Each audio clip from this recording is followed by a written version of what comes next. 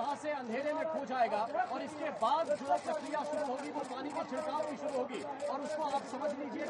काफी वक्त लग जाएगा इस धूल के गुबार को कंट्रोल में लाने के लिए। इस वक्त की तस्वीर भ्रष्टाचार की इमारत जमींदोज हो गई है। हालांकि अभी ये जरूर देखना होगा क्योंकि हम इस धूल के गुबार के पीछे कुछ देख नहीं पा रहे हैं तो आसपास की इमारतों को कोई नुकसान पहुंचा है या नहीं पहुंचा है, क्योंकि जिस वक्त ये विस्फोट हो रहा था बहुत ही कंट्रोल तरीके से ये विस्फोट हुआ है। ये इमारत गिरी है, तकरीबन 1 किलोमीटर तक इसकी आवाज सुनाई दी है और इस वक्त जरा आप देखिए ये धूल का जो गुबार है वो चारों तरफ फैलता हुआ आसपास के जितने भी टावर हैं वो इस वक्त नजर नहीं आ रहे हैं और उसकी वजह ये है कि जो